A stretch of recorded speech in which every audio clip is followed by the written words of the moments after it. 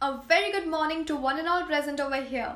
Myself Maitri Nimishra and I am studying in first year BCom from SDGen International College. My roll number is 789 and my division is G.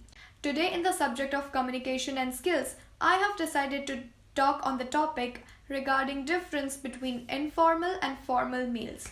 Now I have tried to make this presentation as quirky as possible, so hope you enjoy it, and without wasting any more moment, let's get started. So to start off with, let us consider formal mails. Now you can send formal emails to your professor, public officials, or with the company you are working with. So discerning whether the email correspondence is a formal one or an informal one is an important email marketing step. In fact, what makes a formal mail dissimilar with the casual email is the structure. Structure is the most important and the crucial thing which makes informal and formal email different. And so formal mails are always written in an explicit structure, and now I'm going to state some points which are need to be considered while writing a formal email. When writing a formal email correspondence, you should only use standard English term. Colloquial terms and slangs are informal ones, so you should try avoiding them. Number 2, you should be also aware about common grammatical errors, so you can simply avoid them. For example, you should know the difference between THERE there, THEIR there, and THEY apostrophe RE there. In formal email writing, you should use shortened, less detailed, or obtuse sentence, which are also known as passive voice. Lastly, language. Language is also one of the key point in making difference between informal and formal emails. So when you are writing a formal one, then you should not use abbreviations, contractions, any kind of informal terminologies or emoticons. So now I will be discussing antonym of formal, which is of course informal emails. Into informal emails. Now this kind of mails are written to close acquaintance of writer.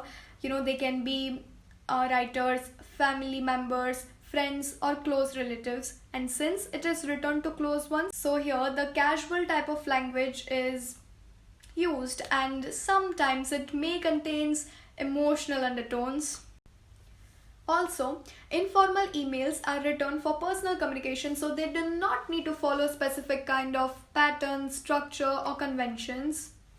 Informal emails are either written as per writer's personal wish or as per the requirements of situation.